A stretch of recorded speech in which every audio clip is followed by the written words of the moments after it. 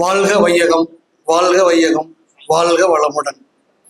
நாமக்கல் மாவட்டத்தில் அறிவு திருக்கோயிலில் இன்று சிறப்பாக நடைபெற்றுக் கொண்டிருக்கும் முப்பெரும் விழாவில் தலைமை வகித்து நம்மிடையே பணி நிமித்தம் விடைபெற்று சென்றிருக்கும் நாமக்கல் சட்டமன்ற உறுப்பினர் அவர்களுக்கும், உலக சமுதாய சேவா சங்கத்தின் துணைத் தலைவர் ஐயா உழவன் மா தங்கவேல் அவர்களுக்கும், அறிவு திருக்கோயிலின் தலைவர் நல்லாசிரியர் விருது பெற்ற உதயகுமார் ஐயா அவர்களுக்கும், எனக்கு மனவளக்கலை பயிற்றுவித்த ஆசிரியர் வெங்கடாஜலம் ஐயா அவர்களுக்கும்,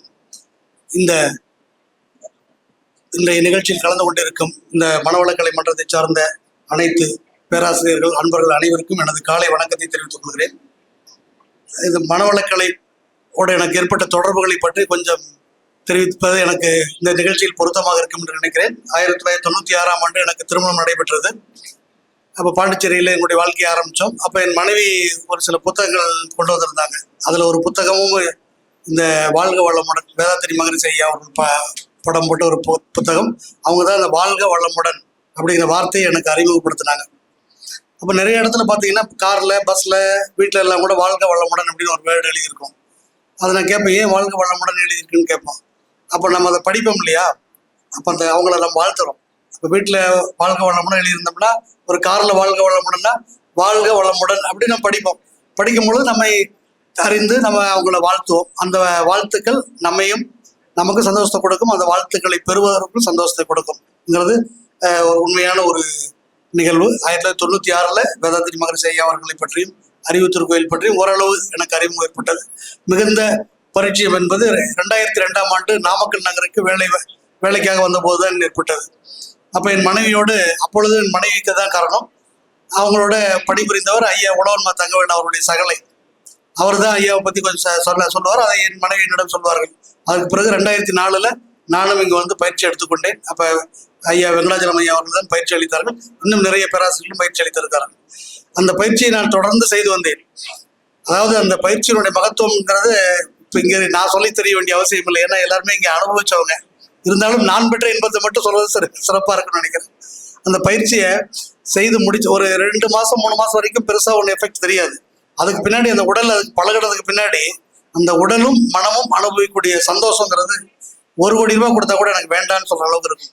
அப்படி ஒரு உற்சாகம், அந்த உடல் அத்தனை உறுப்புகளும் தூண்டப்பட்டு ஒரு முழு உத்வேகத்தோடு செயல்படக்கூடிய உணர்வை, இந்த தெய்வீக உணர்வை அனுபவித்திருக்கிறேன். அது எல்லாரும் அனுபவிச்சிருப்பீங்க. நான் கொஞ்சம் குறைவாக தான் அனுபவிச்சிருப்பேன். நீங்கள்லாம் இந்த மன்றத்தினுடைய ரொம்ப நெருங்கிய தொடர்பு இருக்கிறீங்க.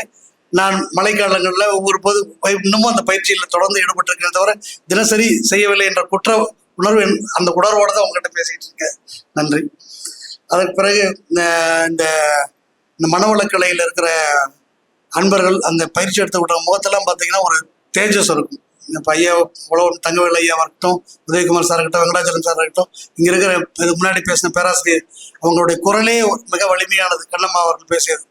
அதுக்கு பிறகு நாங்கள் நிறைய எங்கள் கூட்டுறவுத்துறையில் புத்தக பயிற்சி வகுப்பில் மனவளக்கலையை ஒரு பகுதியாக வைத்து எல்லா கூட்டுறவுத்துறையுடைய ஊழியர்களுக்கும் அதை அறிமுகம் செய்து வைத்திருக்கிறோம். அந்த அளவுக்கு மனவளக்கலையில் மிகச்சிறப்பான ஒரு ஈடுபாட்டோடு இருக்கிறோம்.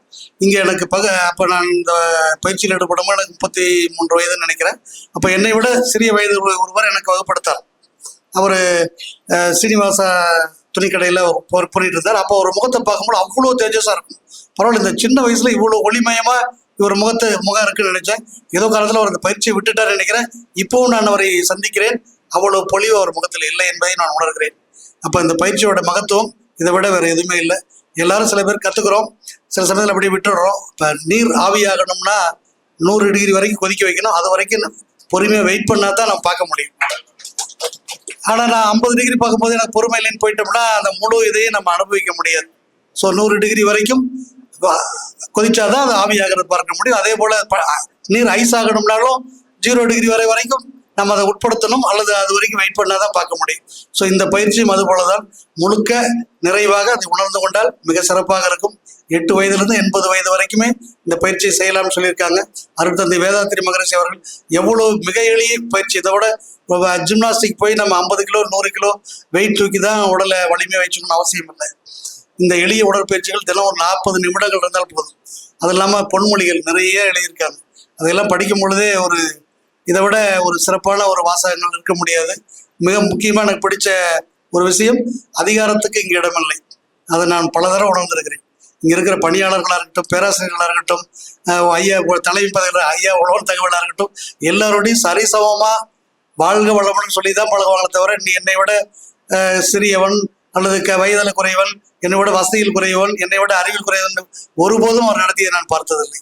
அது அவர் மட்டுமல்ல, இந்த மன்றத்தில் இருக்கும் அனைவரும் மிகுந்த அன்போடு மனித நேயத்தோடு சமுதாய நலன் கருதி செயல்பட்டு கொண்டிருக்கிறார் என்பதில் எந்தவித சந்தேகத்துக்கும் விடவில்லை.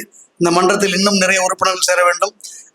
யான் பெற்ற இன்பம் பெருக வையகம், அதுதான் எல்லாருமே சொல்லக்கூடிய விஷயம். நமக்கு கற்றுக்கிட்ட ஒரு விஷயத்த அடுத்தவங்க சொல்லி கொடுத்துருப்போம், நல்ல விஷயங்களை.